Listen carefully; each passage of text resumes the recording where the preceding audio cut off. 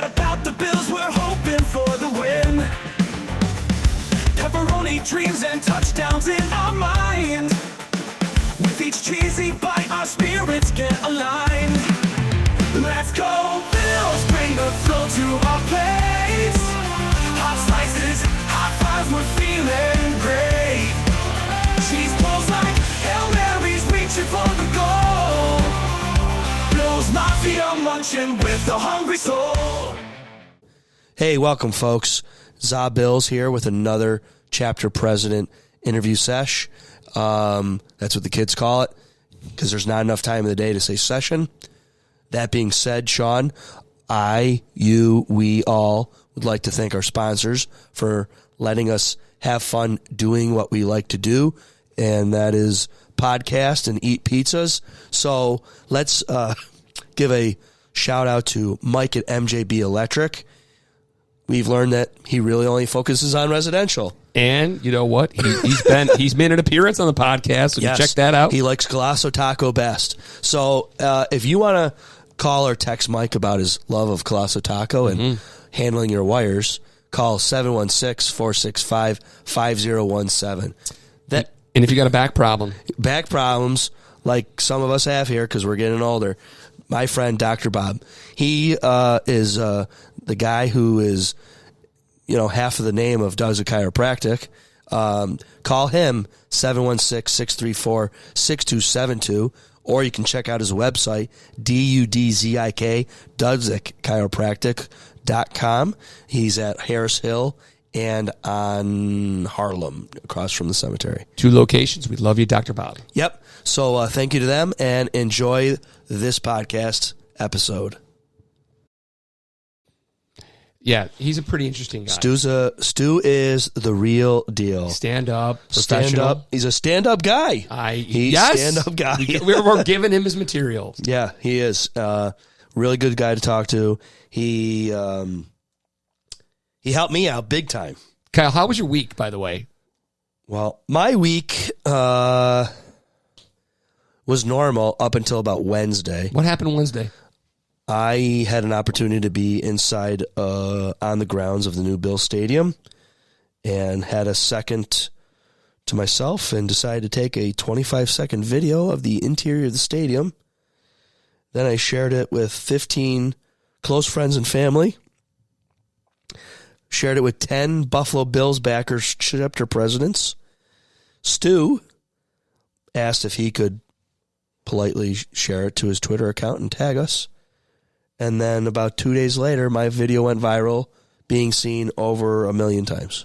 I was going to say, Kyle, what's the number tag we've seen so far with ZaBills attached to that video? Over 1 million. That's quite remarkable. Over 1 million. There's no such thing as bad publicity. This is pretty good, regardless of the comments from people following it. Yep. This has been quite the viral moment for you.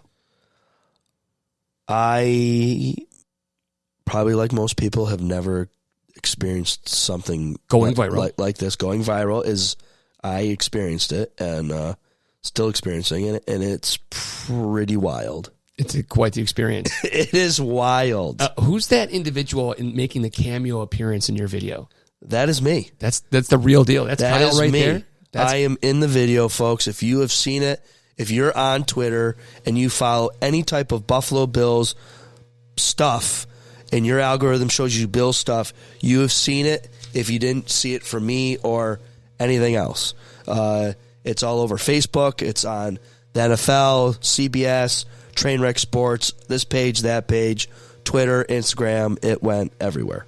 The big one was CBS, though. CBS NFL was huge because they have 3.3 million followers. So it's probably the equivalent of ESPN or better. So that's awesome.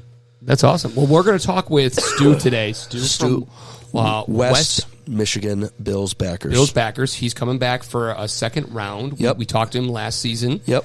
Last off season. Yep. And he's a great interview. He's a fantastic comedian, and he's got some great stories to share with us as we go through the Bills off season. And I hope you guys enjoy the a little bit more information about the viral video. Hopefully you get to take a look at it. It's all over the internet. I'm going to thank you, Kyle, for having It's not a crazy video. It's a video that it's a quiet shot pano of hard men and women working to bring us something that is a game, but it's just everyone's working together to create this one big happy place, if you will. And it's just the sounds, and I don't have any dumb commentary or anything like that, and it's just listen to the sounds of hard men and men working to bring you joy in the end, you know what I mean? So that was very deep, buddy. I got goosebumps. well, you'll hear me say it again, but like I literally figured you'd have blood, sweat, and tears in that place. Yeah. From when I was in there every single day, from anywhere from 4 to 8 hours of hard labor in there, sweat labor. I got hurt in there. I got blood. I left blood in there, all that stuff. So to see it a year later, where it is from where it was breathtaking. You got goosebumps. The feeling in there that I got was eerie. You got the moment that all educators experience when they watch their students graduate. You got the moment when a successful comedian lands a 10 out of 10 joke. Right. You got to see the payoff of your hard work. Yeah. Good for you, Kyle. Good for you. And everyone else's hard work, too. I just can't believe that I'm sure there are people in there that have been taking pictures and videos and all that stuff. But for me to go in there on this day, take the short video I did, Stu is the one that put it on Twitter first. Then I kind of navigated around him. And where it ended up going is just... It blows my mind. And I don't want to... It went all the way to the UK. I know. It made it all the way across the pond, as you said. I don't want to take... I don't want to speak for you, Kyle, but... well, what's your standpoint of being in the podcast team and you being a part of this? Oh, I explained. It's not many people get to have a viral moment like you're having right now, where hundreds of thousands of people are seeing your video. Millions. It's getting to 1 million, right? I mean, we're still kind of swimming in this one. I said I'm personally, the rest of the podcast crew is riding your coattails from the outside, because again, we're part of ZaBills, and this video is being attached to ZaBills, so we're as excited to see this go off like it is. Yeah. And I'll speak for everyone on the podcast. It couldn't happen to a better guy. Thank you. It couldn't happen to a better guy. Thank you. So we're gonna let Stu. You're gonna listen to his interview. Stu from the West Michigan Buffalo Bills. He's the president of the Buffalo Bills backers. Please check them out on Facebook. Yep. And what we hope you will enjoy this episode. Hey, if you haven't heard of ZaBills, you may have heard of them, but if nothing else, go Bills. Go Bills. I'll get them dialed up here. West Michigan Bills backers. Call Stu McAllister. No. Yeah, that's his name? Yeah, no, I got it. Kyle. Stu, how are you? Things are good. I got or not. All right. Did you lose him? I lost him. Oh. I think you said the magic word, Sean. We'll try that again, folks. What happened? I have no idea. Just hung up. The technology, right? Yes. Okay, so as I was saying before our phones rudely interrupted us, I have my counterpart Sean with us tonight. Stu, how's it going, buddy? Things are good. Things are good in Michigan, huh? Oh, yeah. It's like 68 degrees right now. Oh, dude, don't tell us that, man. How long has it been like that? Just like today and yesterday, maybe? Yeah, pretty much. Yes, it's recent. It'll get back down to 32 on Monday or whatever. Yeah, same here. That's what we're living in. We're living Same in here. highs of 45, nothing higher. Lots of stuff lower here in Buffalo. All right, Stu. Let's get into the new news of the day here. I reached out to you and a bunch of other Bills backers recently about round 2 of our interviews and conversations. And earlier this week, I had an opportunity. I won't name names. You know who you are out there, that gave me the opportunity to grace put my presence inside of the new Bills Stadium. And while I had some free time to myself for a minute or two, I decided that, you know what, since it's been about a year, 13 to 14 months since I've been inside of that stadium on a daily basis, I took a video for a keepsake. And I was blown away by the feelings and the emotions that took over me. I literally and figuratively have blood, sweat, and tears in that stadium. I have, in a pinch, had to relieve myself in there. I fell off a crane and injured my shin on my right leg that drew blood. And obviously working 6 to 8 hours a day in that stadium, I definitely have got some sweat on the ground in there. So walking inside of the stadium and seeing almost what looks like a completely erected interior of a stadium minus the seats and grass, like, it looks done. And folks, if you have not seen this video yet, I am shocked. You must live under a rock, because Stu here, I sent it to, let's say, 15 or 20 close friends and family. I sent it to the 10 Bills backers, people that we have interviewed over the last year. And Stu, who is of, I believe, please don't take any offense to this, the other 9 chapter presidents, Stu seems to be the most Twitter savvy of all of them. And that's pretty sad, but sure. Well, you are always up my ass about Twitter. Yeah, I know, man. And Kyle, as a comedian, it's my favorite platform because it's all about writing and editing and keeping things short. So that's why I like it. Right. So Stu responds back to it immediately. I could pull up the text here in a second, but his response pretty much was, holy shit, that's amazing. Can I put this on Twitter and tag you guys? And I said, fucking absolutely, do it. Sure. Because Stu, you know, Sean, you know, we don't do anything with Twitter. I'm going to have to prod somebody on our team here to start using Twitter more. But so Stu, you take over from your perspective once I sent that video to you and where things went from your perspective, and then I'll pick up after that.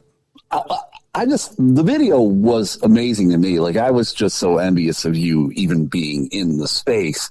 And so you just kind of sharing that 20-second, 30-second clip was awesome. And I'm like, if I like it, I definitely know other people are going to like it. So I just, I asked you if I could take it because, I wasn't sure if this was something that could be shared. And you said, do it. So I did it on the West Michigan Bills backers because that's, everybody associates and follows it's a Bills fan. And I shared it. And I thought, I thought it would be pretty well viewed and well liked, but it blew up way more than I thought it would. It's amazing what happened with it. It's well, we'll get into numbers in a second. I was going to say, Kyle, do you want to reveal how many hits we've had so far over the platforms? Well, let me just start off on the process, because I don't know how other people have what's the word I'm looking for? Not how they experienced, but how they tolerated or how they sorted through it all. Like when they had something go viral, because the first minute you go viral, at least for me in this situation, I wanted to make sure that nobody was trying to take credit for something that they didn't do. Sure. Right. And Stu, right from the get-go, put the ZaBills team, my name, and then a friend sent me a screenshot maybe within the hour and said, hey, who is this woman? Who is this woman that you are letting share your stuff? And I said, what are you talking about? So I go on to Facebook, into the Bills Mafia Facebook group, which has over 300,000 members. And I found the video and I commented on it so the author would see it. And I go, who and where did you get permission to use this video? And the guy responds, and I'll use his name if he, doesn't care. But anyways, he comes back to me and says, I'll do whatever I want. And I'm like, okay. So then I messaged the reel that he shared it from, which was WNY Yorker or WN Yorker, kind of like a 2-word for one thing. And I messaged them politely. I said, hey, where and who did you get this from? And they said, well, somebody sent it to us. And I said, well, I'm the original owner of this. And they're like, well, can you prove it? And I did. And then they said, well, what do you want us to do with it? And my first reaction was, I want them to take it down. And then, like, the cherub on one shoulder and the devil on the other shoulder were, like, talking to me like an Animal House with, Belushi. And I'm like, no. This could be, like, in a split second, Sean, it was like, hold on. There's an opportunity in front of you. You better see it. Yep. So I said, you know what? Just put Kyle at ZaBillsPodcast. And they're like, yep, no problem, thanks. And we had a very nice, pleasant conversation, a couple exchanges back and forth, and then we went on our day. Next thing you know, I go back to the guy on Facebook, and I said, you know what, buddy? I want you to take it down. And then 15 minutes later, I go back through to see if anything else happened or if we responded to it. And I believe a moderator removed his post. So I said, you know what? I'm going to put mine on there. Suck it. So I put mine on there. And then next thing you know, I've got one friend sending me a screenshot of Built on Buffalo has now shared the video. I got tagged on Instagram from Trainwreck Sports. They used the video. Then I woke up yesterday morning to Stu's text. I was already up. I worded that wrong. But I was awake early morning hours. Stu had woke up, texted me, bro, you made it across the pond. The Daily Mail in the UK is also now sharing the thing and giving me credit. Then yesterday, a coworker that works with my wife, she saw on Buffalo Bills CBS Sports Facebook, they shared the post, tagged me in it, and then the big one hit tonight, folks, the big one. Almost ESPN, if not bigger than ESPN. I don't know. I would like to see how they compare, but NFL on CBS, the actual NFL's page on CBS. Beautiful. Shared it tonight. And in 6 hours, it's got 205,000 views. So, 205 in that. The Build on Buffalo is, I think, no, what was the other one? There was another one that was like 196,000, plus all the Twitter. Like, how much action were you seeing on your Twitter? At least. It was like 82, I think. Just on yours. 82,000. But then one guy shared his, and that had over 120 last time I looked at it yesterday. Yeah. Then some guy shared that guy's, and it was even at more at 150. So I don't even know what the Twitter count's at. But so sadly to say, though, as I looked at analytics yesterday, my podcast numbers didn't really grow yet, but maybe they just haven't got to it. Give it time. They haven't got to it. YouTube went up a little bit.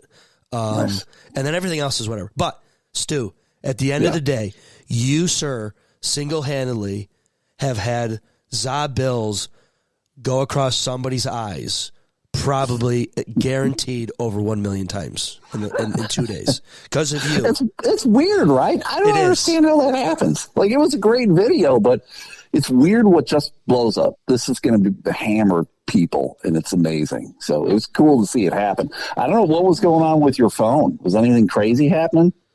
With my phone? Was it blowing up? Yeah, like notifications and everything. Excuse me. I was getting quite a few updates from Instagram, just that this guy's following you, this guy's following you, this guy's. I did gain probably 20, 25 or 30 some new followers on our Instagram page.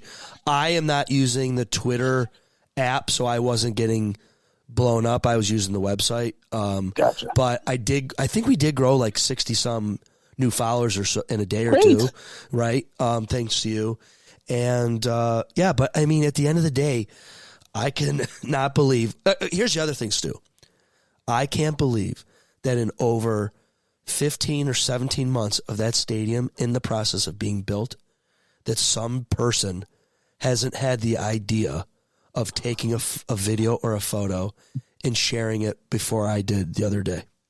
Right. Yeah, you're absolutely right, man. But you were the first, or at least the one to blow up. And I can't believe that. Well, one, I don't think it's a problem because the Bills have had to have seen it, and I'm sure players have had seen it. Yes, sure. And something would have come to me in up to this point where they would say, "We need to talk to you." Yeah, and here's the thing. Yeah, a cease and desist order from the Buffalo Bills is kind of. I would frame that a red badge of courage for us. But I went back and I looked, and I'm like, I wonder what the Bills have done, and they have done some stuff before. That being said, it wasn't until like Kyle shared that video with the 10 of us within the podcast that I'd actually seen It's okay. That I actually seen an updated version.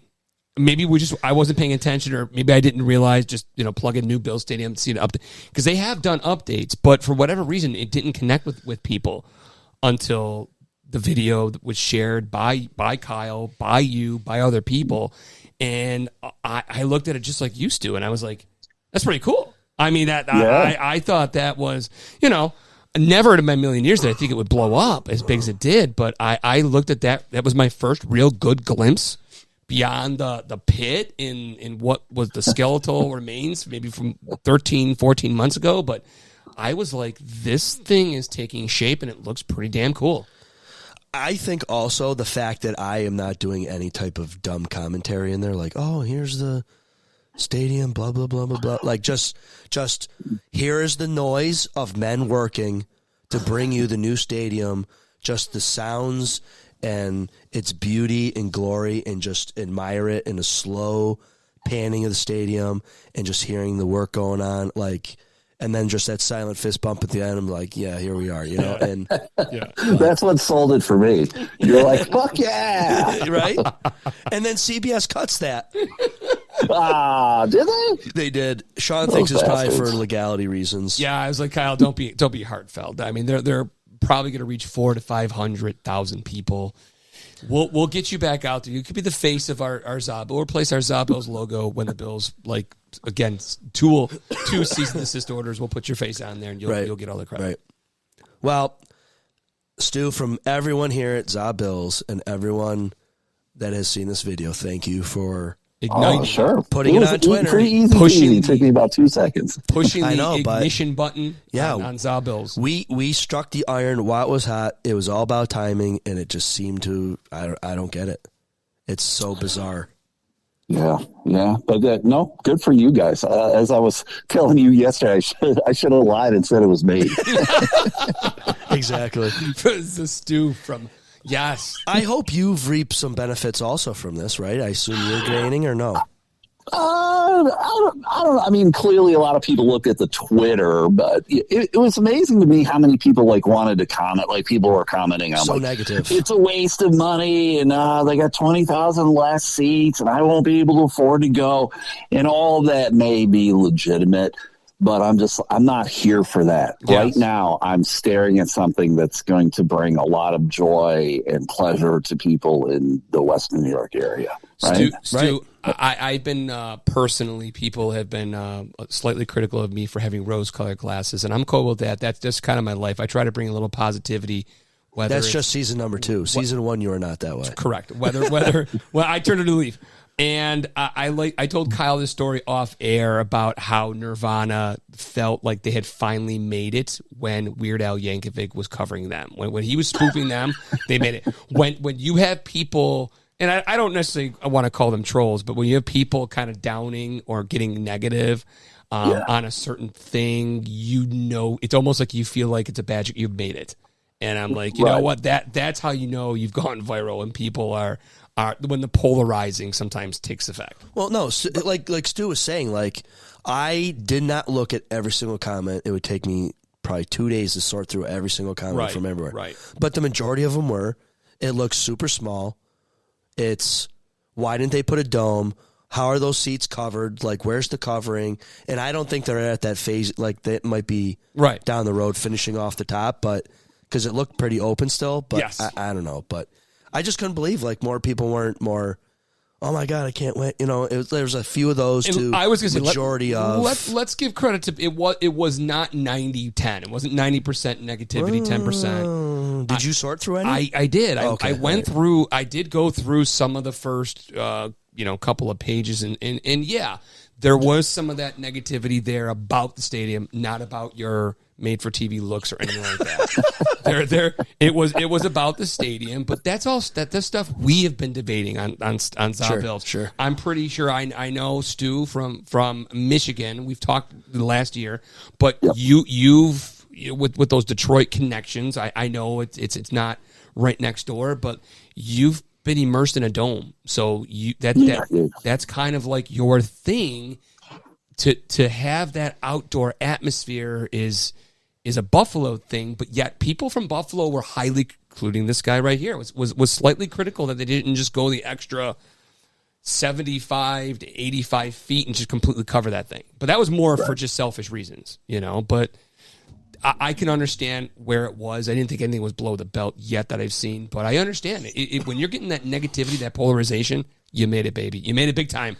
I still think a dome would have been fine. Like, I mean, so their whole reason for no dome was, one, probably money, and two, to give the Bills still an outside team advantage. Well, I want to give Stu. I know we would have discussed this last year, but for those new ZaBill listeners that you're checking in with this year for, can you give us how many times have you visited it's not called the Silver Dome anymore, but it's Ford Field. That's right, Ford Field, which has been around for a while. I don't know why I didn't know the name, but tell us about your experience at that stadium. And what anytime the Bills have played at Ford Field, I've been there to see the game. And then I was there for the two games that they got to play in the span of a week there when they played the Browns and then they played the Lions on Thanksgiving. So I've been there at least a dozen times to see the Bills or just games in general. And I was there this past year for the big game where they kind of routed the Lions, which was a lot of fun. It's a nice stadium or a nice arena for sure, but it's missing a lot of charm that Buffalo has. Like the tailgating is completely different. It is kind of weird seeing a football game inside. But the older I get, the more I'm like, hey, I'm warm, I'm cold. I don't have to deal with the cold. It's creature comforts. Yes, I totally get the lack of the dome in Buffalo for sure. Okay, all right. And like I said, I mean, what is your take? Dome, no dome for Buffalo? If I had a vote, I would go, please make a dome, right? Because I would just think like, okay, there's other things you can do. You can have concerts in the winter. You can do other things. I mean, they can consider the Super Bowl, maybe. I know it's always like amenities and things of that nature that have to be taken into consideration, but you could always hope and pray something like that could happen. But, around the country, Buffalo, we're the weirdos. We play in the snow. We're lunatics and whatever. So it's like a badge of courage for us, right? Right. Yeah. The only reason why I'd go for a dome is just because I don't want to have to wear 7 layers if I were to go to a game.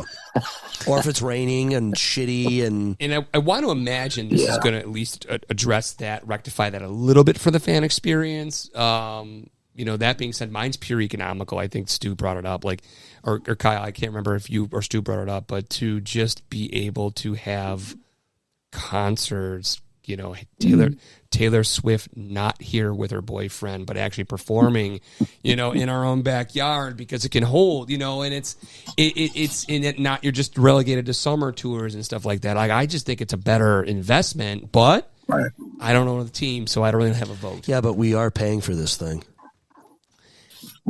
People on Twitter will tell you that. Yes. Yeah. And that's fair. And that is fair. And I understand, but that the Buffalo Bills is Buffalo's identity, for better or worse. I guess it doesn't matter if they win, right? If you're winning in it, who gives a shit? Correct. But selfishly, the creature comforts. Can we get back a little bit to your experience this season? Because I don't want to speak for Kyle. I'm just going to speak for myself right here. After the entire season was wrapped up and done, couple of months to kind of reflect a little bit, that might have been the funnest game to witness the entire year. That I don't think I had more talking fun. About the Lions-Bills game? Lions-Bills game. And you were there for that one? Oh, yeah, I was there in the stadium, and it, like you said, it was a ton of fun, and it was amazing to see the Lions fans, because I'm assuming they are like what we were like 6-7 years ago when we started to get good. And we're like, oh my God, Josh Allen's doing things. They had this weird, like, almost sense of entitlement that they were going to beat us or steamroll us. And then they didn't. And man, the fans just did not like us when we were yelling the shout song and we were chanting MVP. People are giving me the finger. Young ladies are yelling at me. It was so much fun for me to have that happen. And I'm just like, if you don't want me to do it, have your team score more points, I guess. I don't know what to tell you. What do you think the percentage was of fans? There were a lot of Bills fans there for that game. I would say maybe somewhere between 30-40% Bills fans, Okay. maybe more. Right. That's impressive. I mean, It was really good. I mean, it's one of the 5 closer stadiums, right? True, but that fan base, as you were talking about, Stu, they've woken Surprised up. they let us in. They've woken up over the last 2.5 seasons. I think since the last time you were there, that I could tell you that probably was the turning point for that franchise, was that Buffalo Bills game where they gave the Bills a solid scare. But that was a launching pad for that franchise, and they've been on a 100%. high ever since. And you have to go beyond Barry Sanders years to get that sort of vibe with Detroit. So, that whole city has become football crazy, I have to assume. Oh yeah, 100%. It's very much football driven. Red Wings aren't doing a ton. Pistons had been poor for so long. Yeah. I think they're doing okay Pistons. this year. I'm not a huge basketball fan, but I think they're doing okay. And the Tigers are just the Tigers. So yeah, it's a football town for sure. Back to the Pistons, man. I wasn't a fan of the Pistons, but I was a big Bulls fan as a kid. And when they played Detroit and Isaiah Thomas and Bill Laimbeer, Bad boys. oh my God. Yeah. And that's when Rodman was on that team. Bad And boys, Oh my yeah. God, that was some good basketball. Anyways, Physical. so Stu from West Michigan Bills backers, what did you think of the? Oh, you know what? Before we get into that, I got a hypothetical that I now ask people. Would you take a guaranteed Super Bowl, except for the following years, Josh Allen has to play for another team, and we'll just say the Patriots for the rest of his career? Would you sign up for that? I think you asked a similar question the first time we talked, and I won't change my answer. I'm like, yeah, give me the Super Bowl. Okay. Give me the Super Bowl. All right. I love Josh Allen. He's a favorite. I hopefully we can win one with him. But if it takes him leaving and then we win, I'm here for it. Okay. What did you think of the season overall? Loved it. Yeah. I mean, it's never going to end exactly how you want unless you're the eventual Super Bowl winner. Sure. But I just have a good time, man. I've really connected with a lot of people in the Bills backer group, which is sort of like the reason for it. And the camaraderie and the fun, and they won. And I got to go to 2 away games. I was at the game in Indy as well, and they won that one handily. So it was a great season. I'm trying my best. In life, as a regular human being, I'm a very negative person. But when it comes to the Bills, I try to be as positive as possible. It's quite deep there, buddy. We're kind of showing off our own personal traits. Rose-colored glasses, negative. Dude, you sound positive as could be. I don't believe that at all. But maybe we're talking Bills, so it's he's your traditional, stereotypical Bills fan. yeah. Maybe You're always waiting for it to implode. other shoe to drop. Yeah, I can understand Yeah. that. I can definitely understand that. But yeah, no. Stu, in terms of what we've seen so far, we're now moving on to we'll talk about. Are you jumping into free agency already? I wasn't. I was going to talk about draft. Hold on. Let's Okay. see. Oh, draft, okay. Okay, hold on. All right, go back, Kyle. So- I forgot your hypothetical threw off your No. original question. So, what were some of your highlights, lowlights? What before we get to the free agency and draft talk, what do you think they strengths and weaknesses? Strengths clearly was the offensive component. It's always going to be Josh Allen, right? Sure. Josh Allen, he is the train that drives thing. He's that guy. And, so the everybody eats component, I mean, it was going great. It clearly got better when they added Cooper. I loved Mac Hollins so much. At the beginning of the season, I'm like, what is this fucking weirdo doing, right? Him and his bare feet and that fucking costumes. I'm like, is this guy just going to be a distraction? But he did what he was supposed to do, right? He was wide receiver 4. He made big catches, big special teams play, and he was a character that everybody loved. I'm like, this guy's fucking great. He was my wife's favorite player. He was the guy that I was just so sad to see go. Yep. But I'm like, I mean, when it comes down to it, Josh Palmer, I think it's just going to be a better wide receiver for us. He's not going to be the character the Mac is. No. But, there you go. Yeah. Yeah, no, I will second that. He became one of my favorite characters coming out of the season. I came the same way too. I'm like, who's this guy? I think for the first 2 episodes, I kept mispronouncing his name. You did. I'm like, I got his name completely off because I had no idea. But he made some clutch plays. Was a great personality. Opened some eyes. And listen, if people are going to get paid, and he got paid, the Bills weren't going to be able to match that salary with their cap restrictions. You tip your hat. Thank you for your service. We're glad we were able to boost you up. Take care of your family. You enjoy New England, and God bless. That's all you can do. Right. He had his best season ever with us. So I'm like, hey, he did what he was supposed to do. Now cash in, and he did. So we'll see what he does with Drake and I. Excuse me. I think that New England is probably guaranteed at least a 2nd seed in the AFC East. It's looking that way. How scary is that?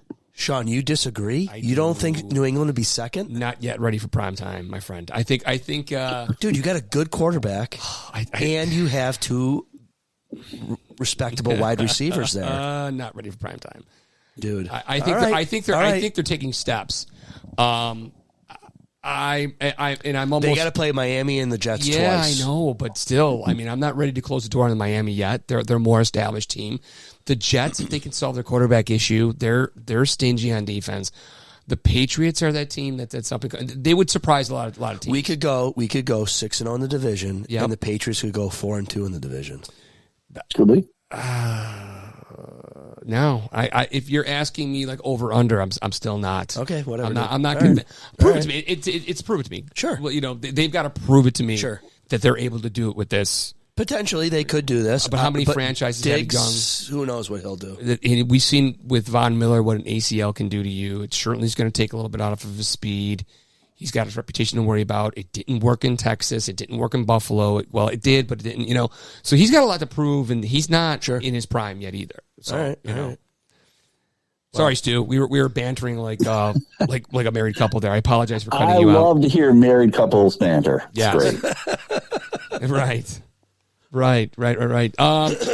Stu, draft picks. We're awash with them. And I say he only talked about one free agent. You're already going to the draft. Oh, I'm sorry. I'm just really. He seemed excited to talk about the draft. Go for it. You're excited to talk about the draft. I am, but I'm loving people that are invested in it. But all right, let's go with free agency. We talk about Matt Collins. We got to talk about the additions, Kyle. Yeah. So Stu, what do you think of the Bosa, the Hoyts? The other guy that can't play for the first 6 games, Palmer, this wide receiver, what's his name, Chano or something? The guy from the Seahawks, kick returner. Yeah, that's essentially what that guy is. He's a kick returner. Yeah. So Levesque, something like that? Yeah, something like that. Something like that. But the most exciting one clearly has to be Joey Bosa, right? Absolutely. I love Bosa. When I saw the Chargers let him go and everyone was like, oh, get Joey Bosa, I was like, he's made of glass. Do we really want this guy? But he did play 14 games last season. They got him at a cheap price.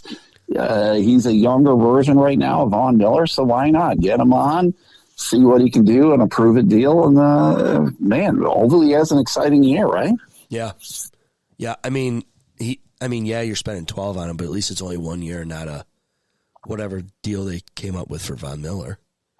Right. Well, we all need to be honest, everybody. He was crushing it that first year, and then he blew out his knee that Thanksgiving game, and then it was over, right? Yeah. He never recuperated. And everybody wanted him to be back like immediately because he's a superhuman, and nobody's really a superhuman, and he just couldn't. How old is he? He's 36 or something? Yeah. He's just too damn old at that stage of the game. For football. Yeah, right. He's a young man in life, but for football, he's an old man. Right. Absolutely. What is your opinions on the James Cook situation? This is probably going to be negative. I'll be that guy, but I'm like, we can't overpay him. Right. If he wants the $15 million, then, hey, play out this year and then good luck to you, sir. We'll find somebody else, right? Yep, I agree with that. Ray Davis, I thought, was doing pretty good for a rookie. Like, why could he not kind of step into that role? Him and Ty Johnson, Maybe after this season, James Cook could be a nice trade piece. Sure. depending on what else the Bills may need after this coming season. Right. It's so weird to hear about trading like players that people love. I kept hearing about Milano getting traded, Kincaid getting traded. I'm like, dear God, but sometimes you got to make horrible choices to get better results. Right.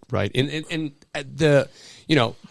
grew up in the shadow of Barry Sanders, Thurman Thomas here in Buffalo. It's no longer a running back league anymore. When I was seeing what people were possibly suggesting we would get in return for Cook in a trade. After the season he kind of had this year, people are like, how's a third-round pick? I'm like, are you nuts? That's all we could possibly get? And you look at the position. It's a running back position. To a lot of fans out there, they're a dime a dozen. There's only so many Saquon Barkleys. There's only so many Derrick Henrys out there. And you can pick up one in probably the third and fourth round and do what the Bills did. The Bills cycled 3 running backs, which I thought was fantastic. Right, which is why you shouldn't pay James Cook a ton of money for a 2-down back. He's like you said, he's not Barkley, he's not Derrick Henry. Right, but I'm never gonna tell a guy not to try to get what he wants. What he thinks somewhere else. Right. If we have to move on, then we have to move on. But I'm not going to be critical of him for asking what he's asking. That's his life, his family, his future, whatever. But it's just this is no longer the golden age of running backs in the NFL. 100%. Right. Any other free agencies that are going to pique your interest going into the 25-26 season? The Bills picked up the guy who's not going to play for the first 6, not Ogunjobi, but the other guy, the other defensive end. What's his name? Hoyt? Yeah, I think it's pronounced Hoyt, even though it's Hoecht or something like that. Right. I think he's going to be pretty good for us. He was not too bad with L.A.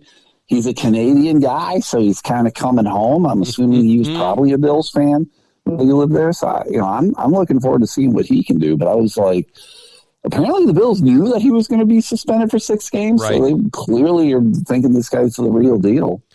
He and Josh Palmer are both Canadians. Oh, yes. Okay. Right. Yeah. I don't know, Stu. I think I've got an opinion most fans aren't supporting. I am in a position right now where I want my guys as healthy as humanly possible for the playoffs because that's when it counts. I'm not overtly critical towards Bean or the Bills franchise for saying, missed the first 6 games. Sure. As long as you're ready, and healthy for the playoffs, which I know is not always predictable and practical, but they're a team right now with the playoff success they've had, whereas it's not a terrible scenario for a guy. It's not the be-all and end-all if he's got to miss the first 6 games. He gets to rest, recoup, refresh. He's a little bit more fresher when we need them the most, which is the NFL playoffs. Right. Yeah. But you can't also not play him. Stu, now I think I can go to the draft. You can. I can go to the draft. I'm allowing you to go to the draft now. I'm giddy. We've talked to a number of people.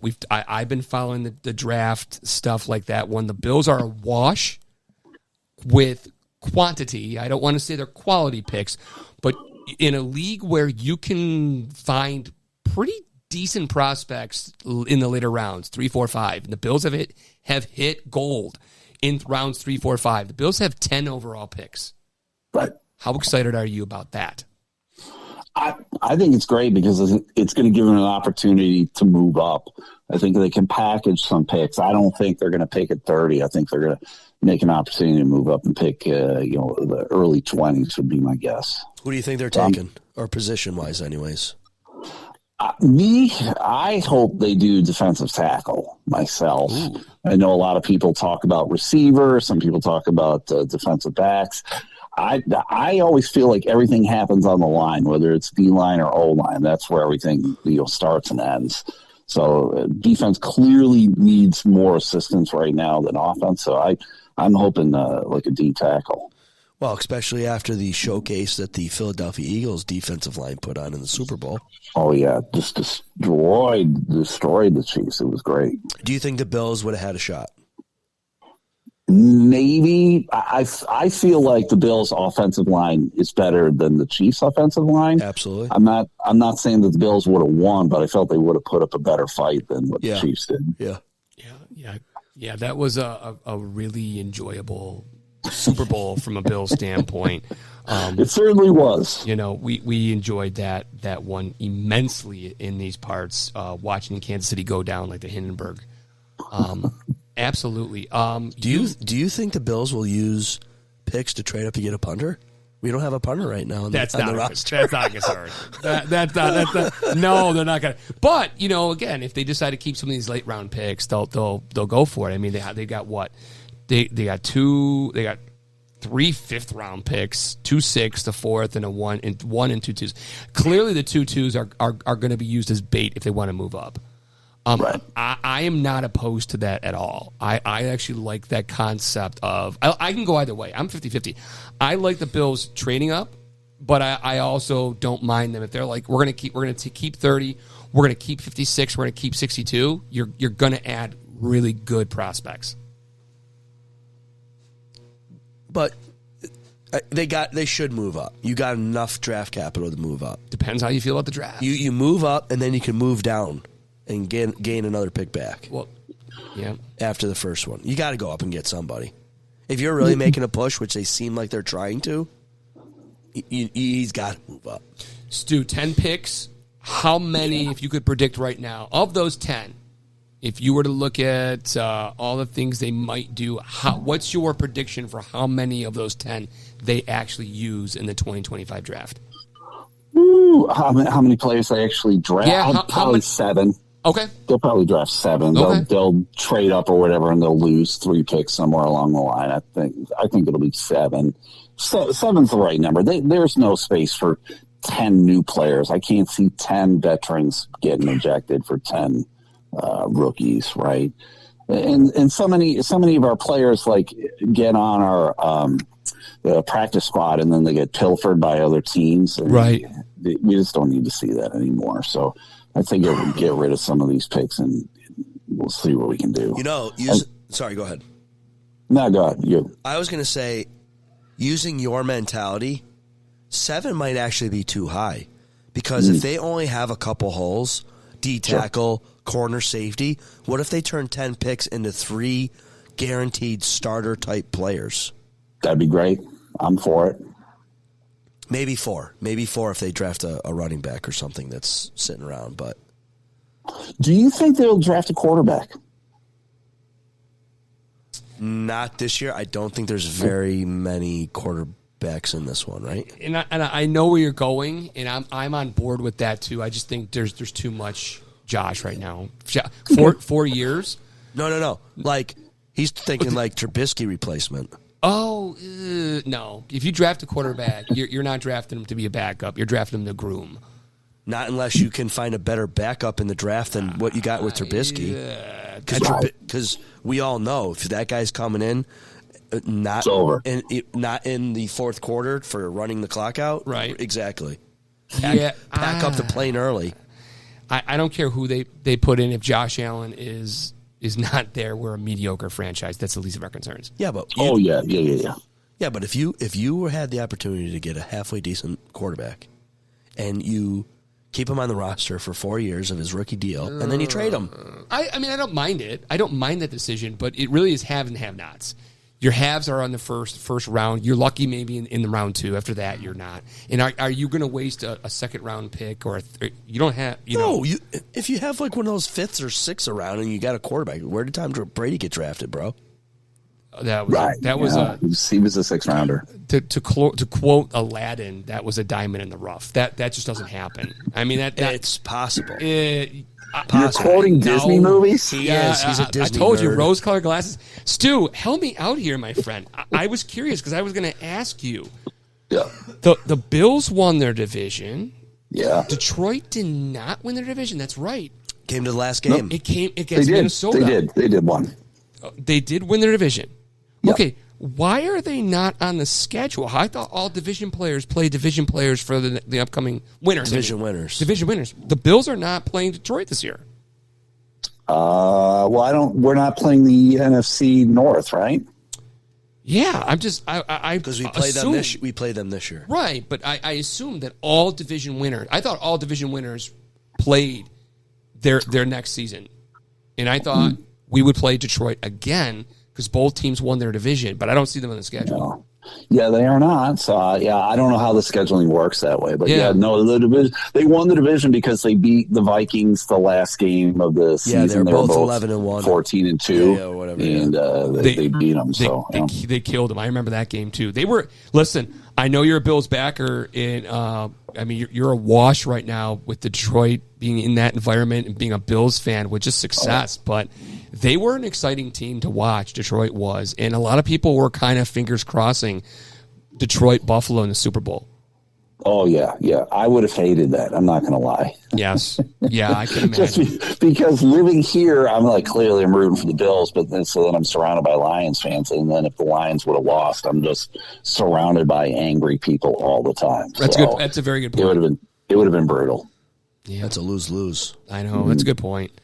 But I sign me up for another Detroit Buffalo game like that. I would get excited to see those teams again. Which back was not in for the Lions? Was it Gibbs? Was he hurt that game? I can't remember. He's the stud, Sean. Bills are lucky he did not play. Yeah, I know, but still, you're playing on the road. I mean, I know Detroit suffered a lot. It was cool that you got to experience that game live. It was. I'm jealous that you got to see that in person. Oh yeah, it was packed and raucous, and like I said, at the end of the game, it was all Bills being raucous, all Mafia being raucous. It was great. Yes, Sean, was that one of the games that we watched as a group? No. Was that a prime time? That would have been. Yeah, that was prime time, wasn't it? Stu would know. Stu. Yeah. Phone a friend. Stu would know. 4:00 game. 4:00 game, I think. And I think there was calls. I think there were calls to make that, and we discussed this on the podcast. But they weren't. They are contracted CBS to have so many Bills games, and they weren't going to lose that game to a primetime game. They're like, nope, we're keeping that for ourselves because we've got Kyle's fact checking that one, but I'm gonna go with Stu. Stu, give me I'm kind of quote Kyle here. Give me your hopes, dreams, fears for this upcoming 25-26 season. Well, I'm hoping for another AFC East victory. Hoping for playoff victories and dreaming for that Super Bowl win. I mean, everybody says Allen's going to do it. You got to do it sooner than later. I mean, another year or two, he's going to be on the back end of his career, right? So I'm thinking that this is the year, man. I think we're going to have a good draft, and things are going to play out for us. I think that's being the ultimate optimist. Are you confident that Bean? And I don't want to even bring Sean McDermott up because I really do think at this point, bring him up. At this point in time, with what you have, it's on the GM to kind of get you the pieces that you need to go over the top. Do you think Bean's got it in him to get this franchise past Kansas City into a Super Bowl, NFL Super Bowl champions?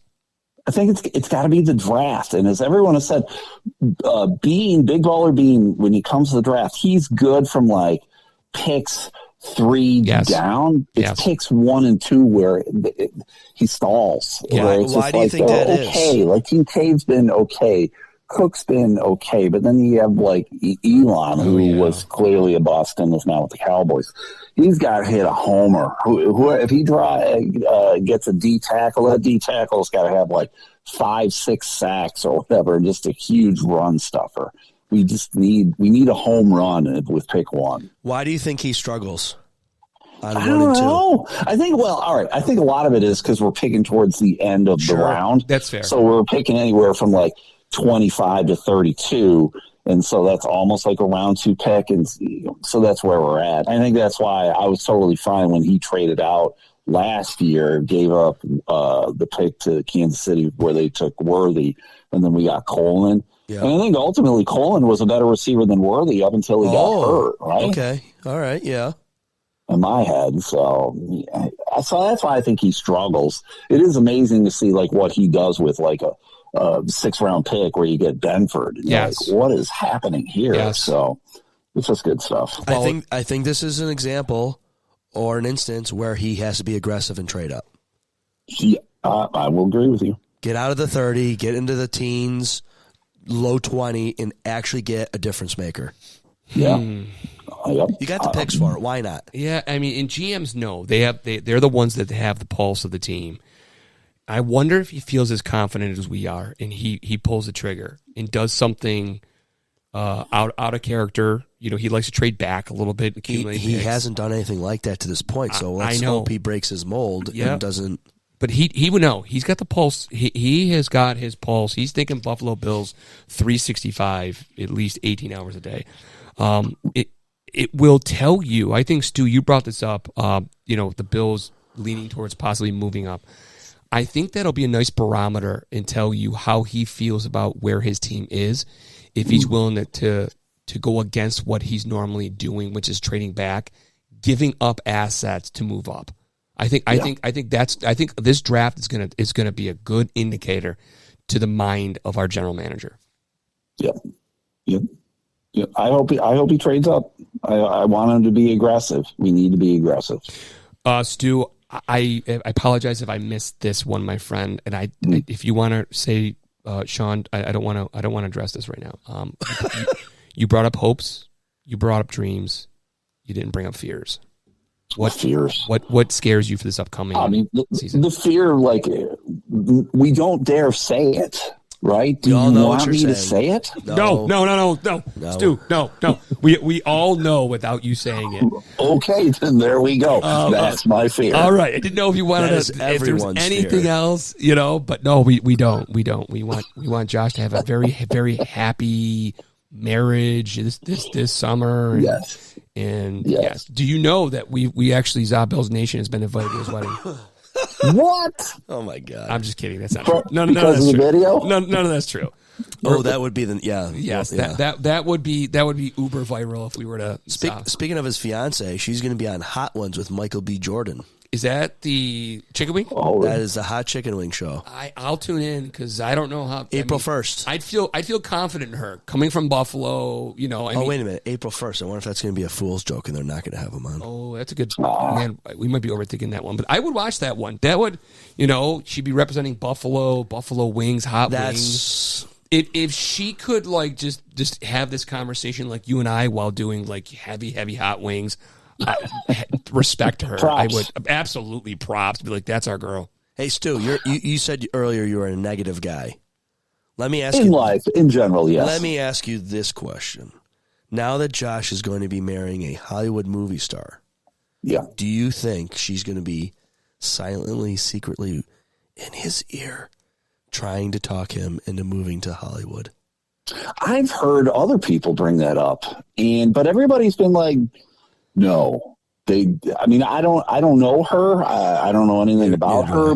People have said that she seems like not a homebody, but not like a Hollywood type person. So I'm hopeful she isn't that way. And Josh is like Jim Kelly he's just embraced. He's the guy. There's no reason for him to leave. Right. So I sincerely hope not. Right. Which is my fear deep down is that he is not going to put up with not winning for the next couple of years, and he's going to leave and go and win it somewhere else. That is my fear. Don't say those things. Yeah, that is my fear. I just think I think unlike any quarterback, and I think his acceptance speech for the MVP shows that.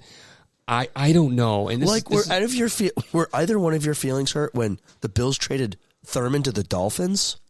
That hurt. That stung. Yeah.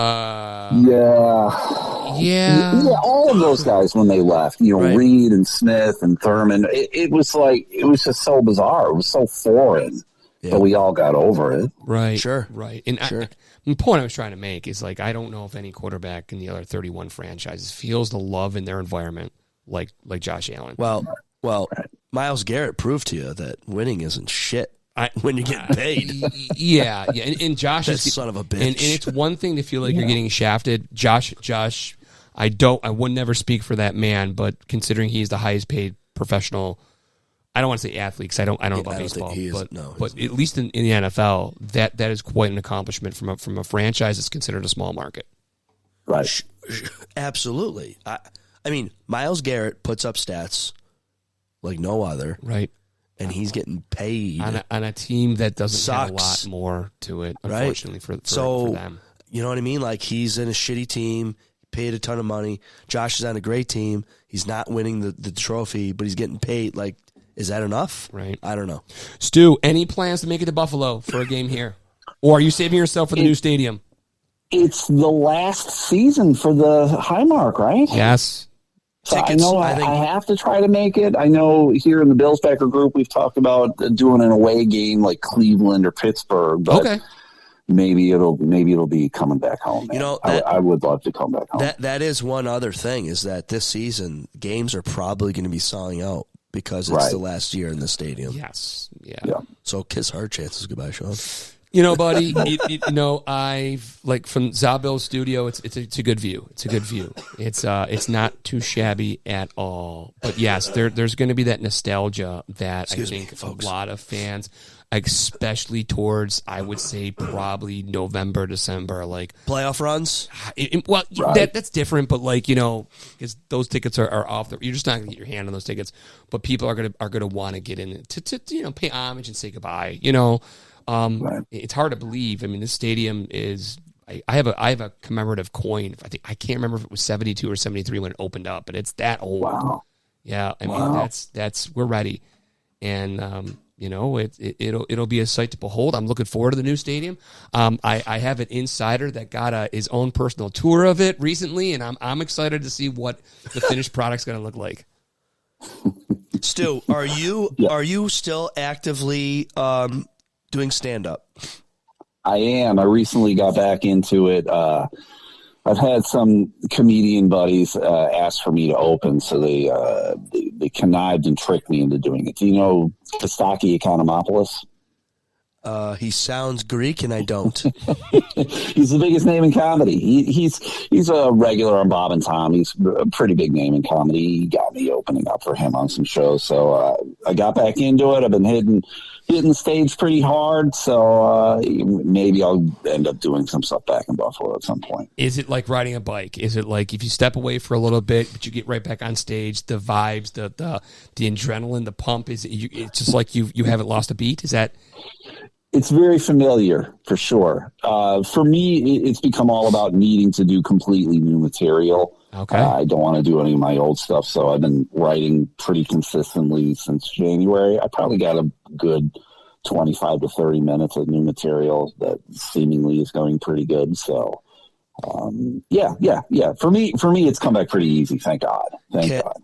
Can we find you and your new stand-up material anywhere on YouTube right now? That is my downfall, fellas. I am horrible at recording my sets, which is bad because in this day and age, everybody is on Twitter, TikTok, YouTube, everywhere else posting stuff. And I don't think about it. And I think it's just because I'm stupid. That's why. No. Wait a minute. No, you're not. Because I am all over YouTube and you're all over Twitter. So maybe there's a partnership thing here. You could do my Twitter and I'll do your YouTube. There you go. I'd be okay with that. Well, my question originally about if you're active or not still is leading me into my next question about the new stadium. How much would you be willing to pay for a ticket to see a game in the new stadium? Wow. Because, the prices are higher, right? Because there's 20,000 less seats. Right. Well, so, not only that, it's everything. Do they even have ticket prices now? Like, hey, this is what this is going to cost when it's all done and said? One of our newer members of our team messaged me earlier today and said that the PSLs for where he's going to be is roughly $2,500 a ticket, and then I think tickets were going to be like $300 to $500 a piece a ticket for the season. So that's what I'm saying. Like, I personally say what you want about this guy. Until these royalties start coming in, I am not going to pay $500 to go see a Buffalo Bills game. I'm not. I can imagine. Yeah, I can't lie. I would love to be there, but man, I don't know. I'd have to win some money or something to shell out for that. Sean, when's the last time you paid to go to a Bills game? I haven't paid for a ticket in a Bills game in I don't know how long. Preseason. That's what we would go to. We would do the preseason. And you pay for that? Oh, I don't know if they were For Kids Day? Yeah, at the time it was free because I had family that were season ticket owners. I don't know. For me, $500 is a lot to That's go a lot of money. to go to the stadium all day, traffic, this and that, when the 7 of us can sit down here, have 2 pizzas, ice cream, our own bathroom, our own bourbon. I get it. You know what I mean? Like, that's a tough sell. It will be. I think there'll be that new car smell with the new stadium. It's a new hot thing. It's your new hot toy in your backyard. Everyone's going to want to get a taste of it. Whether people are going to want to be season ticket owners, it's a whole different story. Well, the rumor was that they were charging X amount of dollars for PSLs. They sold 10%. They lowered the price of PSLs. Correct. And I ran into a gentleman the other day who was a season ticket holder who bought his PSLs and tickets before they lowered the prices on the PSLs. And I asked him, are you getting refunded the difference? He said, I don't know. That's a good question. I'm going to have to look into that. Right. Because how shitty would that be? You paid full price for a PSL when you were so excited and jazzed up that your turn came, and then no one else was doing it, and then they lower the price, and you're a sucker and you paid more for it? That doesn't seem right. Yeah. Make it right, Buffalo. Make it right, Bills. Yeah.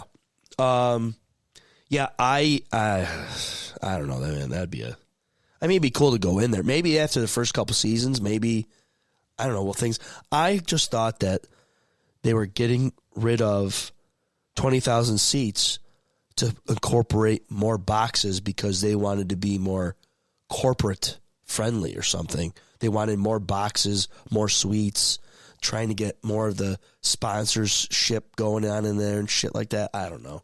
It seems like they were shifting away from the blue-collar Buffalo fan base kind of vibe for this stadium. We'll find out.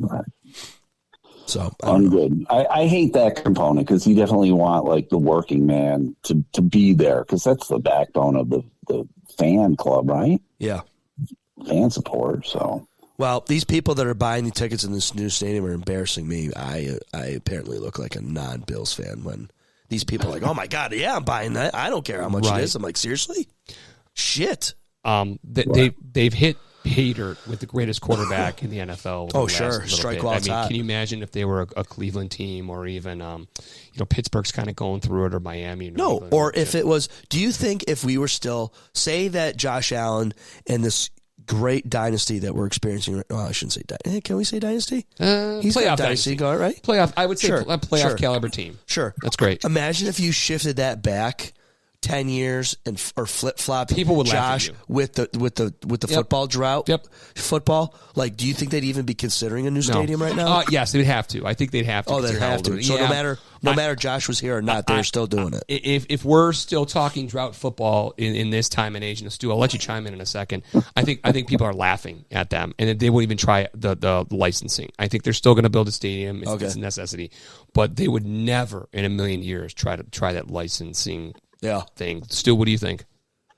Oh, no, I'm with you. Josh Allen, like, he's the reason people are all excited and pumped or whatever. So, yeah, with him, it makes it easy to, like, raise ticket prices because people want to be a part of it and see it. Like, I want to be a part of it and see it. I'm living in Michigan. Right.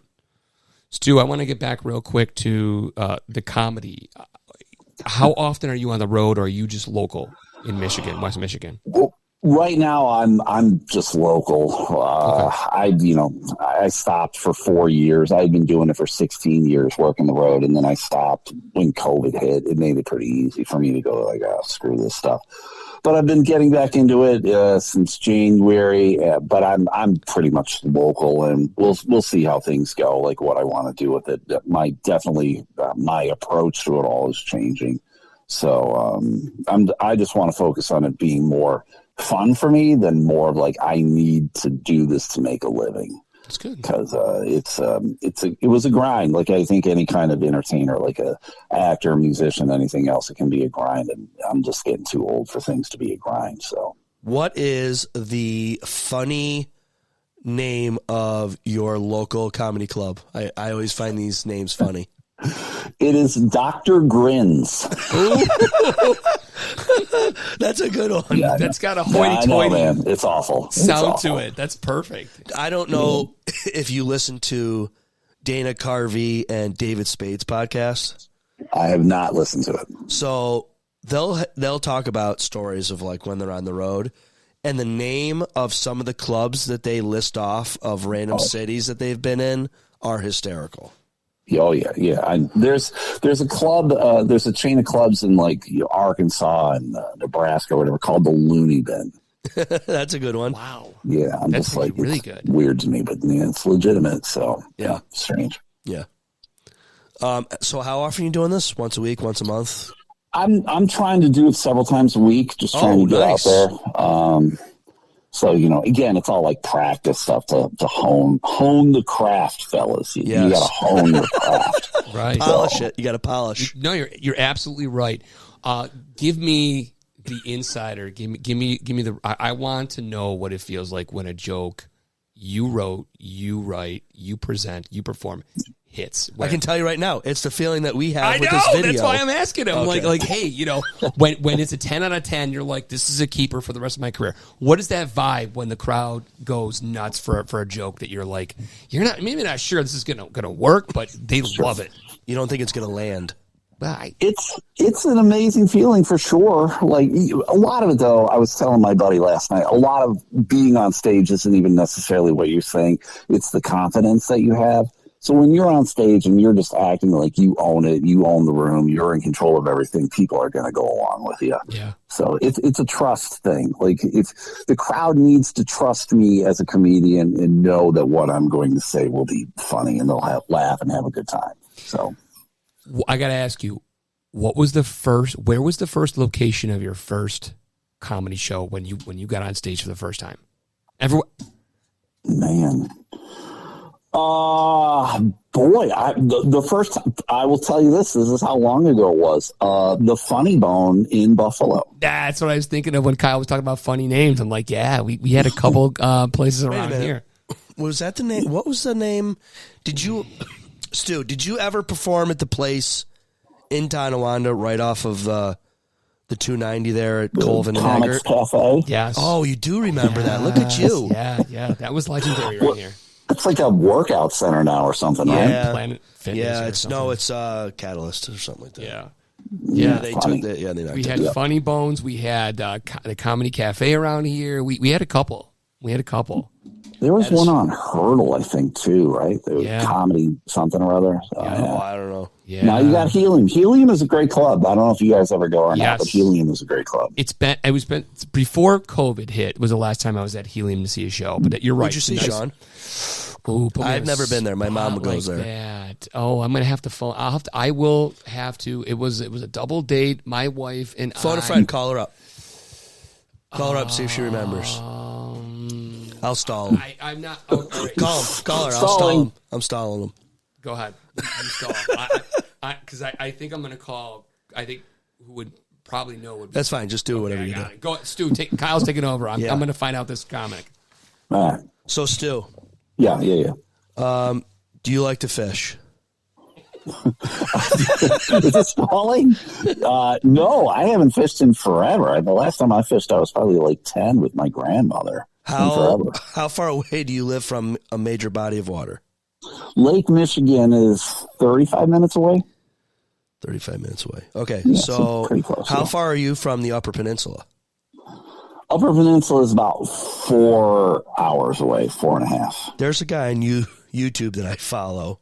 He goes to the Upper Peninsula, and it looks like a different world up there. Oh, yeah. It is strange. There's nothing up there but, like, people trying to avoid the law and casinos. That's about it. It's this guy goes up there, and he's, like, in woods for hours. Yeah. Roads that's all it that is, don't man. even look like they've been made. It's, like, incredible. It is. I hate it, though, man. You do? I've performed at all of the casinos up there, and it's nice for a bit, but I enjoy it when I'm leaving. Like, you guys can have this. I'm out of here. I like indoor plumbing. See you guys later. So let me ask you this about you. You mentioned performing at casinos. I heard that it can go one of two ways at a casino. They're either all of them, everybody is way too drunk and it goes over really well, or it doesn't go over well at all. The problem with casino gigs, unless you're a big name comic and you're performing in like their theater, the comedy rooms can often be small. They're side rooms. Casinos aren't necessarily invested. They're never going to kick out anybody because they don't want people to leave. They want people to stay and gamble and lose money. So they can be challenges for sure. I've had a lot of shit gigs in casinos because like you said, the crowds are drunk or whatever. I've just seen other comedians battle audience members. It's weird. So, but they can be fun too. I've had some good shows at casinos. Who is your favorite comedian right now? Do you know Chad Daniels? Have you heard that name? No, I have not. Do you know Roy Wood Jr.? Roy Wood Jr., yes. Yeah, Roy is fantastic. I love that guy. So I would, Chad and Roy, a big name guy, clearly like Bill Burr. I'm a big Bill Burr fan. I like Bill Burr. He's funny. Yeah. Sean's back at the table. What do you got for us? I just do. Local comedians. You probably would be familiar with because of your connections with Buffalo.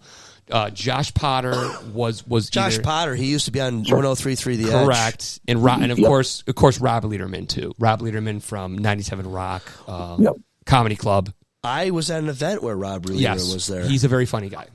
Yeah. I still like Rob Lederman a lot. I think his takes. I think Stu, even though I completely disagree with Stu, Stu says he takes on more of a negative personality, which I totally disagree. Stu's very delightful in every conversation we have. But Rob Lederman seems to be along that ilk where he's not dark or ornery, but he's a little bit more edgier, kind of cutting about society. You know what I mean? Yep. I like right now. I like Nate Bargatze. And, sure. And I say that because two things. He's a clean comic who's funny. Yep. Like, I like dirty comics, but if you can be clean and be funny, love it. And I love his delivery and his cadence, like you were talking about. Yep. Pretty slow. He's good. Yeah, I like him. My wife and I went and saw him live. He's pretty funny. And then, like, a month or two ago, we saw the show we were actually at was a special for Netflix. I'm like, son of a bitch. Could have watched his own. Nice. Nice. Yeah. So, all right, Stu. I want to thank you for a very short notice, literally 15 minutes before we called you. We arranged this from it happening 2 days in the future, which Sean has to fire his secretary. I appreciate Jesus. Stu. I do appreciate your flexibility, my friend. That oh, was yeah. No, if you can be flexible, you should, man. I totally understand. You guys got kids, you got responsibilities. I got nothing, so we're good. Well, if you make your way and you're like, hey, I got to do a show here in Buffalo, we would love to come and pay homage and see your comedy chops in action. Sure. If that's going to be in your future.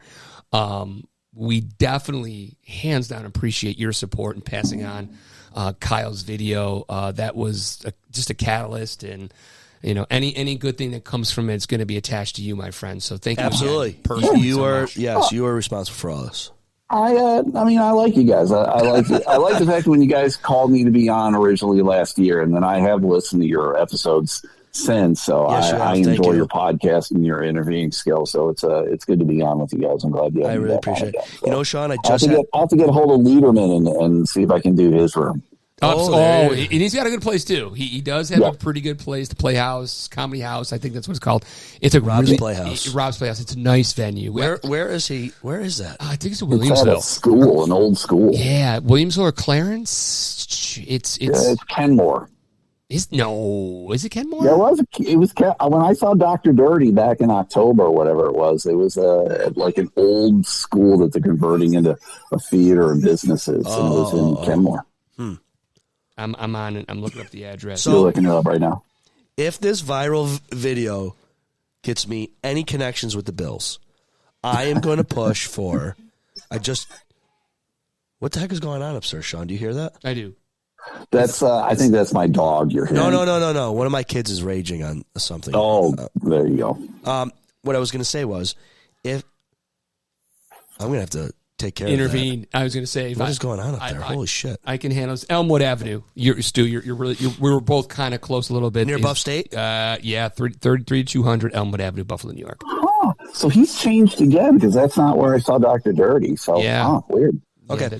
What I was going to say is if I have any pull with the Bills, I think what would be super cool is we do a ZaBills meetup at a Bills game, and we invite all the Bills backer presidents, and we get all the Bills backers presidents together for one little tailgate party. Yeah, I think that would be fantastic. Fun. That would be cool. I'd come, man. Yep, but we need I'll have to work on that. We need to have him plug his Bills backers information. Yeah, Stu, hit us up with the dates. West Michigan Bills backers. On Twitter, it's West MI Bills back.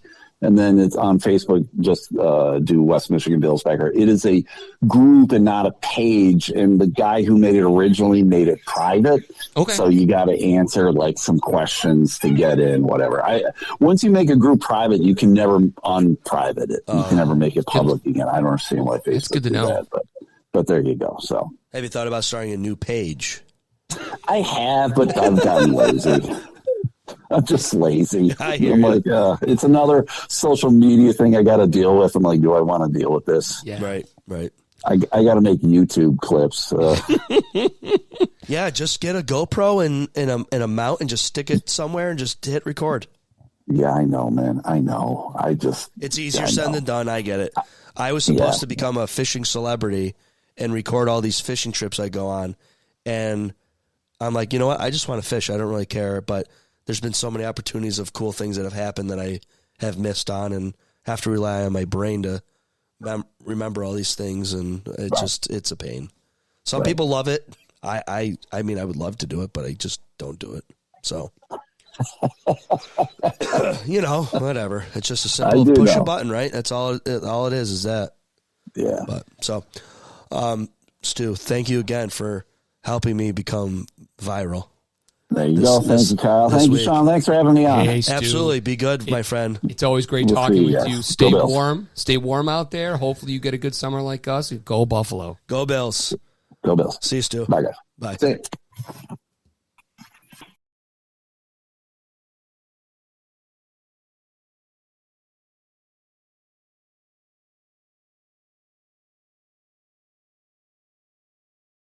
Just did.